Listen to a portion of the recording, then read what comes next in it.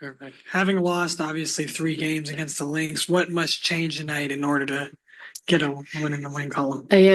First we have to take care of the basketball. In those games we were trending better, but we gave up too many points off of our turnovers to a team who is now top in converting off of those turnovers. So we have to make sure we're sharp offensively. We did a decent job the first couple of times when we played them to get into the paint, but that dropped off in the third game. So we have to be more assertive. As we do take care of the basketball, we have to get downhill, get 2 feet in the paint, find, the rim, find our teammates, be a little bit more efficient there. And even those points off of the coming off of our defensive intensity, playing in transition and being more efficient there. And then at the end of the day, we have to defend the three-point line. They're shooting at a high clip, go down the roster. They're all pretty deadly and potent from that area. So that is something that we have to be very mindful of tonight.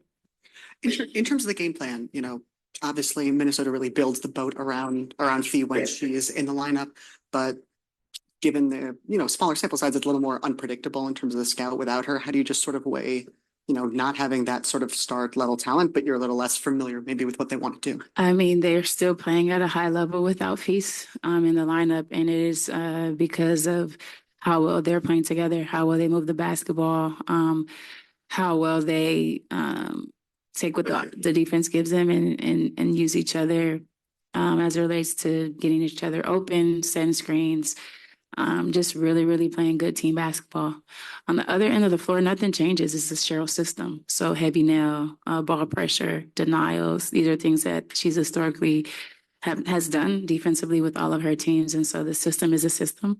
And no matter who is in that system, they play the system very well. They're talented players who are playing at a high level, very confident. So without their best player on the floor, we don't relax in any way. I think it's harder, honestly, because now other people have an opportunity to showcase a lot of the talent that they do have. So we have to be locked into every little detail that they're very good at. Does that change how you want to key into those high splits, those motions? I mean, the biggest thing is they still hit contested threes. You can defend at a high level. You have to be very aggressive with them. You can't, you think you want to be disruptive and, they get you on the backside because they pass so well, swing so well. So it's about not giving a steady diet of the same thing.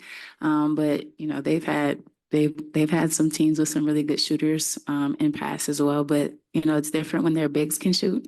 And so, yes, it's a lot more, detail oriented as it becomes with those specific actions. But at the end of the day, if we're physical, if we take something away, if we deny, if we pressure, if they take a contested shot and still make it, I think we're living in a good space because at least we're getting it covered.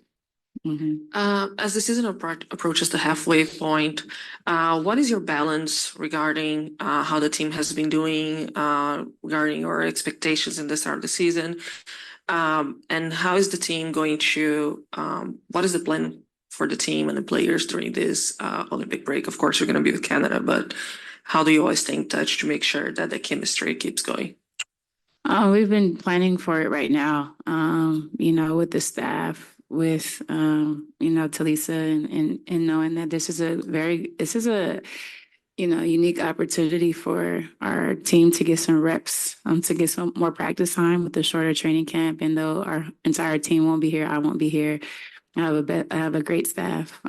Pokey will lead the charge in getting us steadying the ship. I will be very connected with the team, and it's the balance of it is, it's good that this time has come because I think we all need a little bit of a break, but come back with our minds set on getting better as individuals and as a team, and just work it day to day. Kind of is kind of far in advance right now because we have game today and so many other things. But I think we are where our feet are today, and we're focusing on the task at hand, and that's Minnesota tonight. Jordan Horston, I talked to her today, shoot around, just the opportunity and her growth. Can you talk about the opportunity this game presents for her? She didn't start, she played in the overtime. in the and then also part two, what do you need from her? I think her opportunities are, to continue to be a pro and give us some defensive intensity and effort and versatility. She's been doing an excellent job. This is year 2 for her, and she's been assigned some tough guards. And I think tonight is nothing of the same, being sharp in her coverage, making sure she's using her length, making sure, she's giving us energy, rebounding, being herself, honestly. I think she's grown tremendously from the start to where we're at right now. And we rely on her a lot to, utilize her athleticism to defend these tough guards and these tough matchups. And I'm very proud of where she is. And I think she has the sky's the limit for her. You crack PR staff they'll put out stats, but they had this thing where they're second in paint and scoring, and yet when you shoot X percentage from the 3-point, you win. How do you make that work? Yeah, it's tough, because we aren't shooting the 3. And Jeff is great. You're not crappy, Jeff. Did he say crappy? Yes, Okay. no, crack is in like Crack. on it. Okay. He gave you a compliment. Okay. Oh, I'm glad. Okay, yeah, no, Nah, crack on top of it. crack on top of it. Not Yeah. the hood. And not the hood. Okay. Communication is key. That's Thank you good. for asking for the Clarification is key.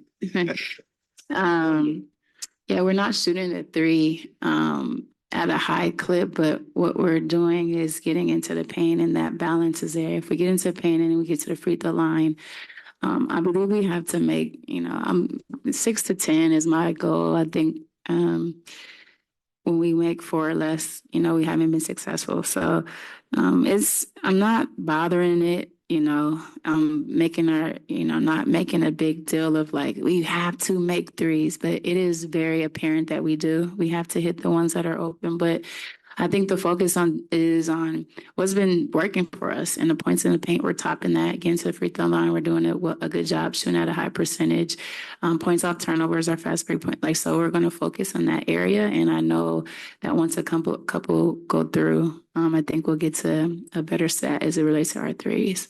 So when you make those 4 or 5 3-point from a basketball perspective, are you saying then it opens up the paint? That's why you need to make those shots? No. I think in general, I think we have the personnel to now post up, demand the ball, get into the paint, get into the restricted area, because we have downhill players. We have, Ezzy in the way in which she's cutting, Jordan in the way in which she can get downhill, and Skylar is an amazing ball screen reader and facilitator and a scorer. So it's not that we're not getting them. We're getting them. We just got to knock them down. Let's go to Christian on Zoom. Christian, go ahead. Hey, Coach. I hope you're doing well.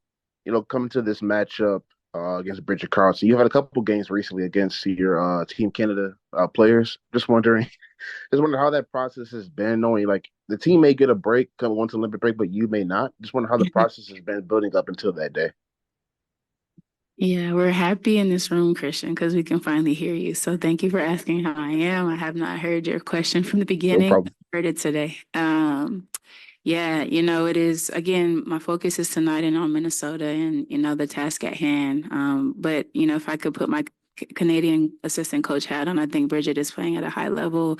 I'm not amazed. I'm not surprised by it, because I see it when I'm with Team Canada. She can shoot the heck out of the ball. She's a smart basketball player.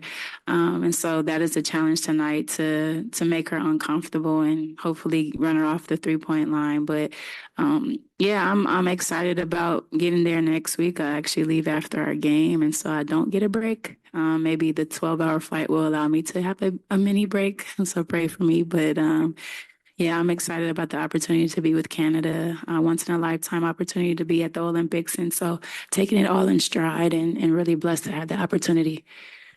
Thank you. Yeah, of course. All right. Thanks, everybody. We'll see you post game.